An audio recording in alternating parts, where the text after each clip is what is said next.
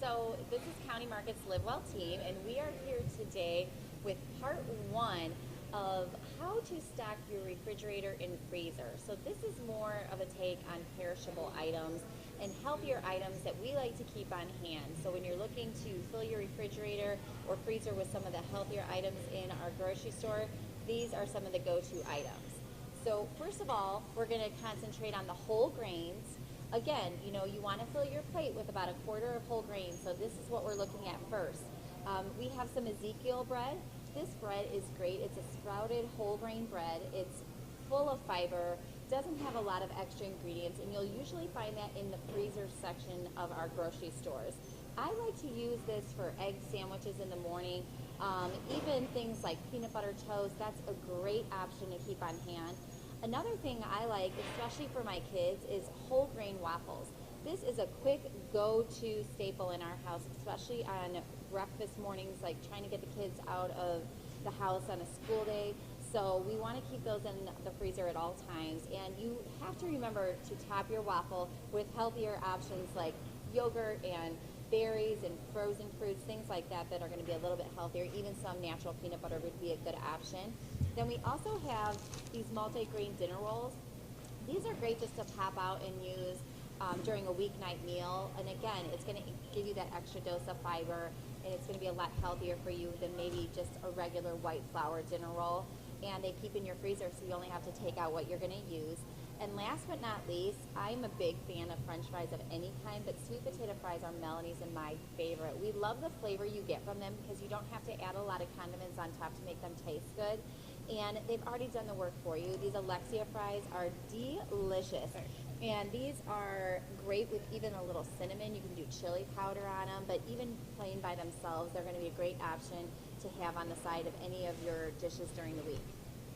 When it comes to proteins, whether it's fresh or frozen, you can definitely find very healthy options and some very budget-friendly options as well.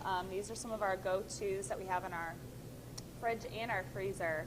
I am a huge seafood lover, and I always have at least a couple bags of the shrimp in my freezer at all times.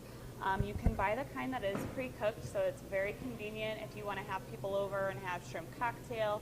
You can thaw them out in a bowl of lukewarm water, serve it with your favorite cocktail sauce, or you can use them, in your dishes, whether it's like a shrimp scampi, or you're making a shrimp pasta dish or something else. That Hope and I like to do is lightly bread them with panko and pan cook them, so you can kind of have like a spicy bang bang shrimp recipe or shrimp tacos. Tilapia is one of my next favorite seafoods. It's very light. It does not have a strong fish flavor. If you're not a fan of fish, tilapia would be a good place to start. Any white fish like swai, cod, tilapia, whether it's in our fresh meat section or our frozen, these are very easy to thaw overnight because they're thin compared to some other proteins. So you can really flavor them in whatever way you want, whether it's pesto tilapia, or if you want to make like a tilapia piccata recipe with some capers and some pasta on the side for more of an Italian fare. Very versatile, one of my favorite fish to keep on hand. This Just Bare chicken is Hope and I's favorite chicken breast because they do the work for you. It's already trimmed. This one's actually our fillets. They also have tenders. What's great about the Just Bare chicken is that they haven't added any like sodium solutions to it. So it's a very natural choice when you're trying to like reduce the sodium in your diet. Protein is naturally going to have a source of sodium in it because just like humans, we need sodium in our body for proper balance of water and nutrients. So that's a really good choice. The Boca burgers, Hope is a huge fan of the Boca burgers. You can leave them in the burger form, for burgers, or maybe you're going to do like a chicken parmesan but vegetarian style, or maybe you want to crumble it up and put it on top of like your chef salad for a little bit tastier, quick chef salad for a lunch. And then Jennie-O, we're a huge fan of the Jennie-O lean ground turkey breast. There is the 93.7% lean, and then there's also the extra lean, which we have right here, where it's 99% lean. As we've said before, sometimes people shy away from going to ground turkey because maybe they're afraid it's going to be dry. There are ways to make it a lot more flavorful and juicy, kind of like a a beef burger. So some ways we like to tell people is add a little bit of breadcrumbs, add a little bit of red or white wine, and then that'll soak into the meat. And then you can grill it, or you can sear it in a pan, and that moisture will lock in. Or you can chunk up some avocado, and I know it sounds weird, but it is the most moist turkey burger you will ever eat. As long as your kids don't mind the hunks of green avocado in there, you could always blend it in so they didn't know, sneak it in there. And then as far as beef goes, or any lean ground meat actually, staying above 90% lean for any of your ground meats is what we would recommend, because again, when it comes to proteins and meat, fish proteins especially, we're worried about the cholesterol and the saturated fat content, so we definitely want to reduce some of that fat in there. We want the protein, not the fat. We can choose, olive oil and avocado and heart-healthy fats to get our fat in our diet. We do need fat, but we want it to be the healthy fats, so that would be a really good choice. The lean ground sirloin is one of the best choices, and we always have that in our fridge.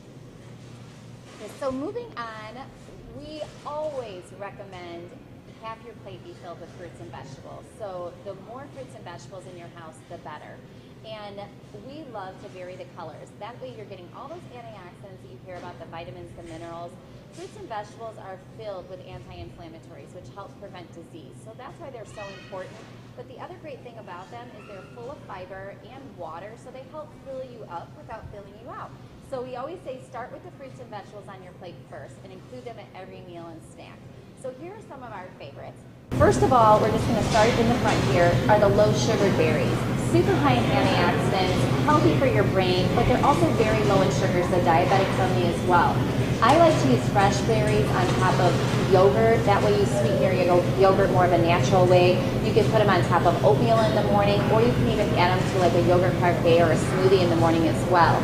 Apples are great at filling you up, so this is a great fruit to keep on hand, any flavor, any variety that you would like to have for a snack. I like to pair it maybe with a handful of nuts or some peanut butter, and this could almost be like 2 servings. So you just want to make sure that, you might split it in half, have half in the morning, half in the afternoon, but it's a great source of fiber, so it's really going to help keep you full. Citrus fruit is great for flavoring things like fish and chicken dishes, so keeping those on hand at all times, but I really like to use them in my water. For people that are not big fans of drinking water, you could get sparkling water or plain water and add some lemons and limes and oranges, and it's going to give you that natural flavor without adding a ton of extra sugar like you might find in a juice.